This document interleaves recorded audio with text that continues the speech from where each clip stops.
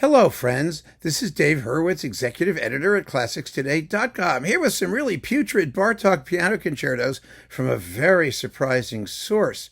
First of all, we need to talk about the availability issue. It's not like, since it sucks, it's like I don't care if it's available or not, but let's just pretend, shall we, that we're offering something which we don't know anything about yet, and we want the opportunity to listen to it. So here it is. It's Pierre-Laurent Aimard with the San Francisco Symphony and Esa-Pekka Salonen on PentaTone. Now, this is like their first major project, I think, with San Francisco and Salonen. It's a pity, it sucks. But it was released technically, I was looking on Amazon, August 7th. I never saw it. I never saw it on any new release lists. I never received it. I would have asked for it. I don't know what's going on with the thing. And then I look on Amazon and it's only available as an import for $32 for a single disc. So what the hell is going on with PentaTone? I have no clue. The whole thing completely baffles me. And it's kind of academic because I would sooner die than recommend that you listen to it. But it ought to be there ought to be a normalcy of distribution, especially since PentaTone goes through Naxos. They're all over the place. It really ought to have been a simple thing. I don't know what's going on. I never was able to get physical product. I downloaded it.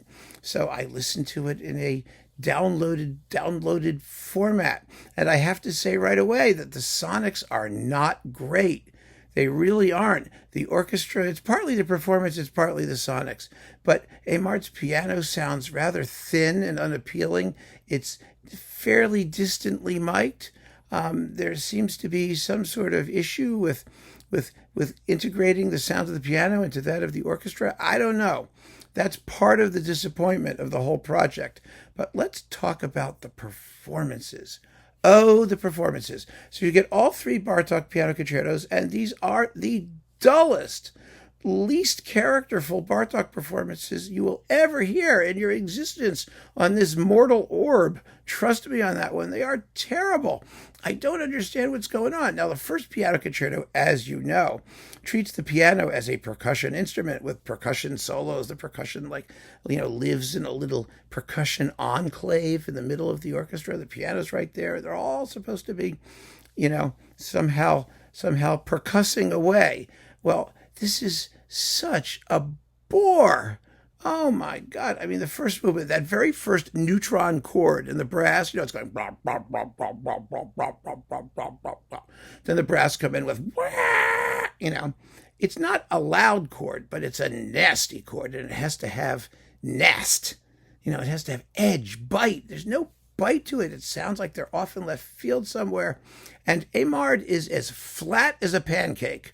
His performance, it lacks accent, it lacks character, it lacks phrasing, it lacks everything that you need to do with the music to make it come to life is not there. It's simply not there. It's boring beyond belief. Now the second movement has that steady percussion march and whatnot. That's not as bad. It's not as bad as the rest of it because it's mostly slowish and quietish, and it's done okay. The finale, has that huge climax and it's well, you compare this to the great performances. You've got Zoltán Košice with Ivan Fischer. Well, that's quicker and more exciting and more powerful. Then you listen to Géza Anda and Fricsay, one of the iconic Géza Anda and Fricsay. It's much, much slower, but so much more heavy and exciting and trenchant in its accents. It's like this. And the pianist comes in with pow, ping, yang, chang, boom, yang, yang. There's all kinds of color and bite to the performance, to the play, which is a much more closely mic'd piano, by the way, in the Deutsche Grammophon performances with Anda and Fricsay.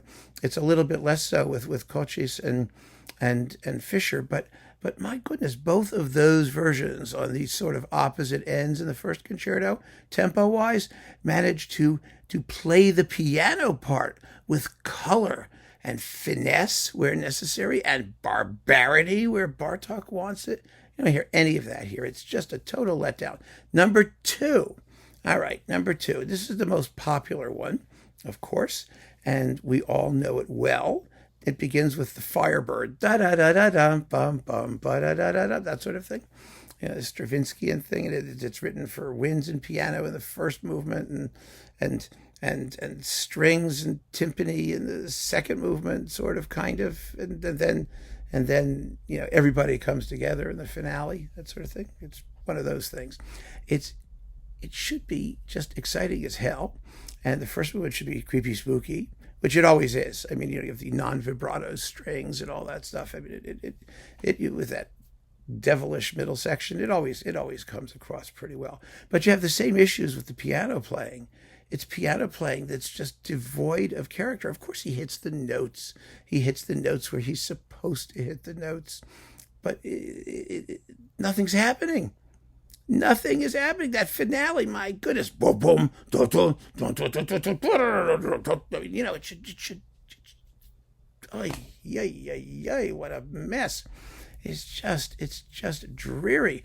I mean, Salonen, he accompanies well enough, but it still has very little character. That it's like a mechanical exercise. And Bartók can sound that way. Granted, Bartók has a certain emotional coolness, which he exploits artistically, like the beginning of that second movement where everything is just still and dead, But the whole thing shouldn't sound still and dead. It should only sound still and dead where Bartók wants stillness and deadness. And the third piano concerto is horrible. It's one of the worst performances of that I've ever heard in my life. I mean, I don't care what anyone says about the rest of them. This third piano concerto is dreadful, and you could tell right from the opening. The opening is just a string oscillation, right? And here it's already, it's very precise, but it's supposed to be simply atmospheric. It's not supposed to be some sort of like machine, like that sort of. And then there is no phrasing at all, or bad phrasing, if you want to put it that way.